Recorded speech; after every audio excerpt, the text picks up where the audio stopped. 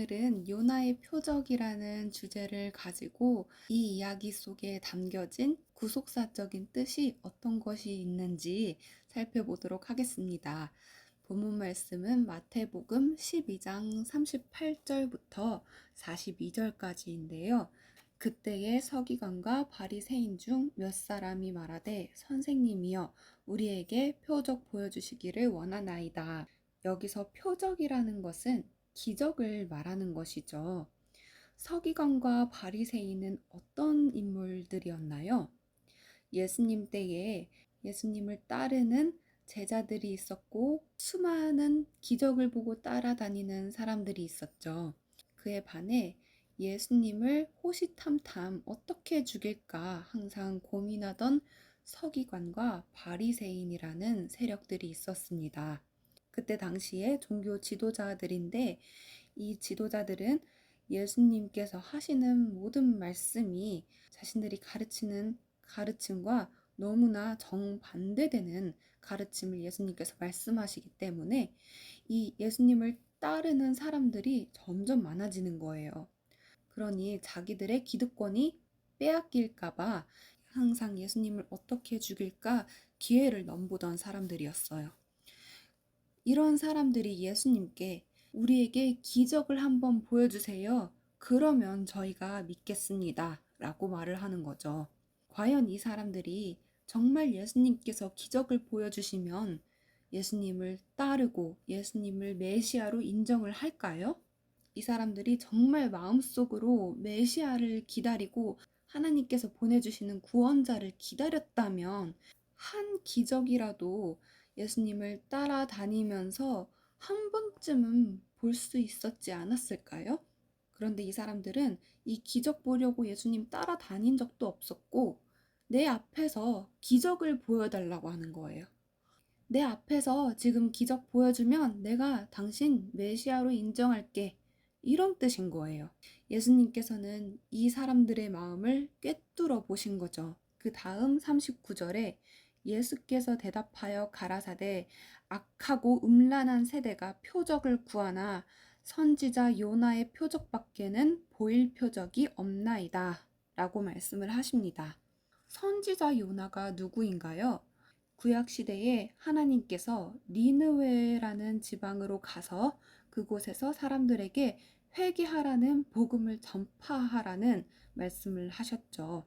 이 니느웨라는 지역은 우리나라로 치자면 일본과 같은 이스라엘에게 적대국과 같은 나라예요. 이 나라에 가서 회개하라는 복음을 전파하라고 하신 겁니다.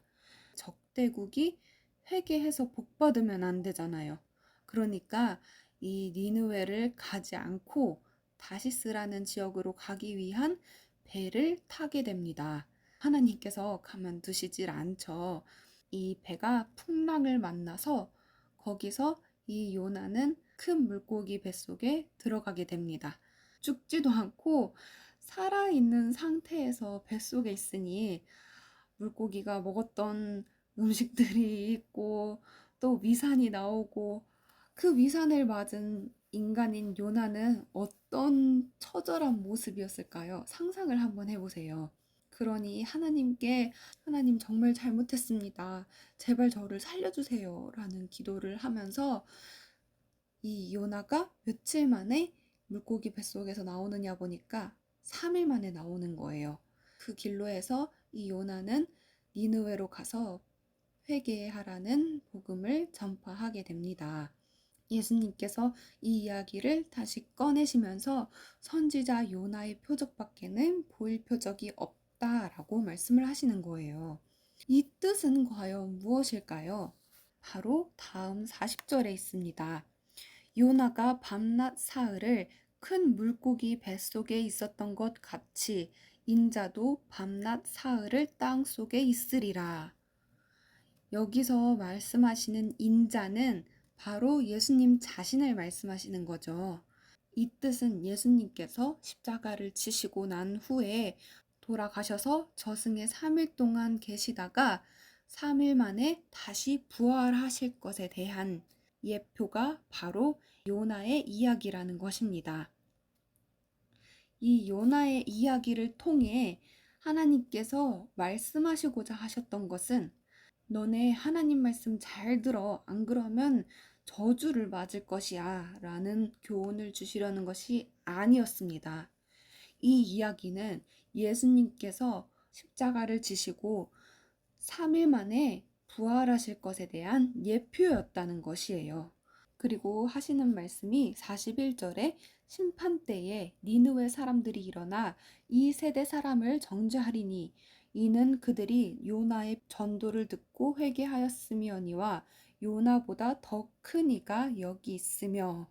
왜냐하면 이 니느웨 사람들은 요나의 전도를 듣고 회개했는데 요나보다도 더 큰 예수님께서 오셔서 복음을 선포하셨는데도 불구하고 믿지 않는 너희들을 이 니느웨 사람들이 일어나서 심판 때에 너희들을 심판할 것이라는 것입니다.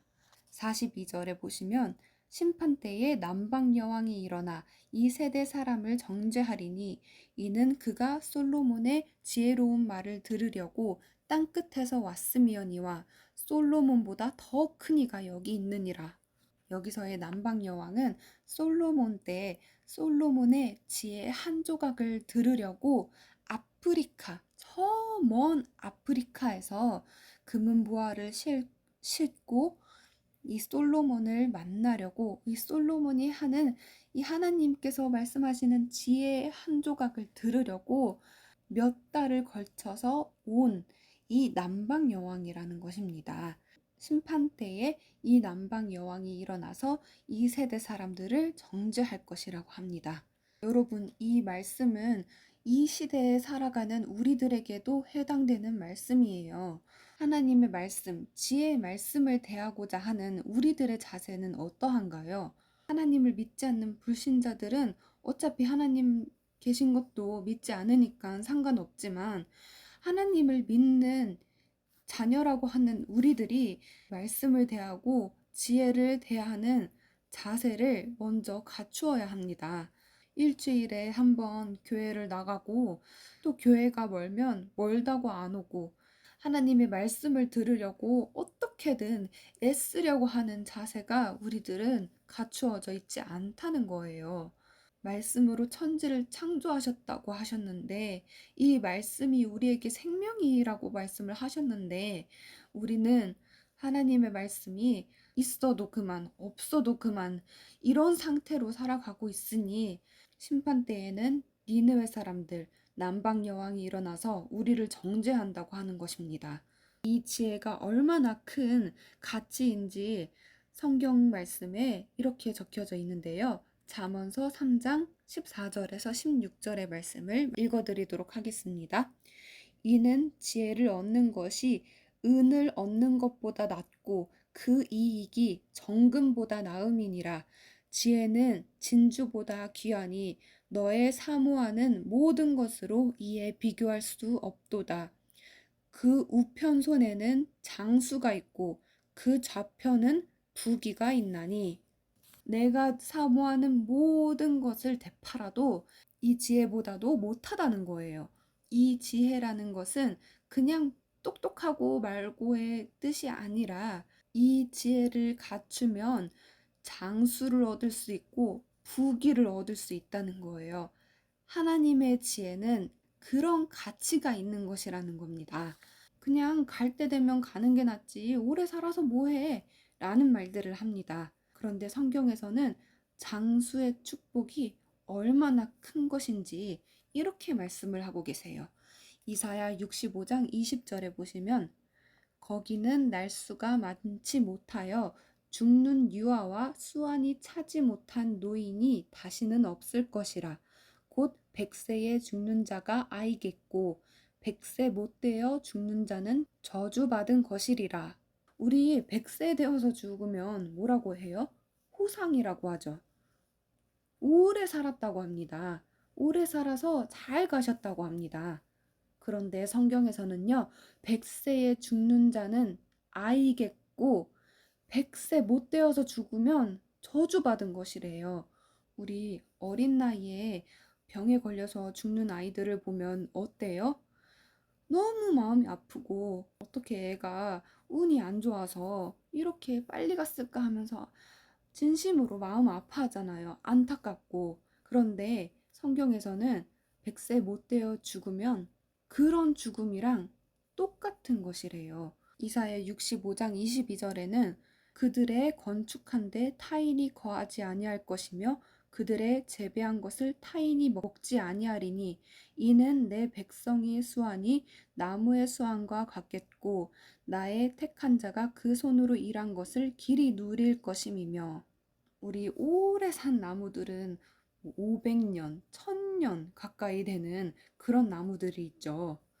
그 나무들과 같은 수완을 하나님의 백성들이 누릴 것이리라 라고 예언을 해 놓고 계십니다.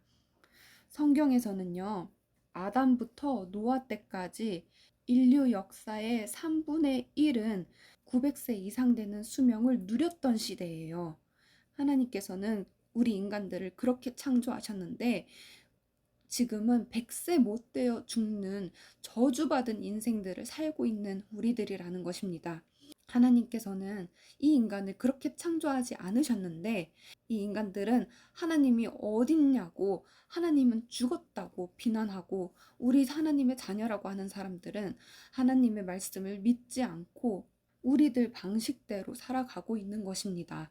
그런데 하나님의 나라가 임하면 그렇게 우리들의 수명도 하나님께서는 하나님의 능력으로 우리를 나무의 수완과 같게 누리게 해줄 것이라고 하십니다.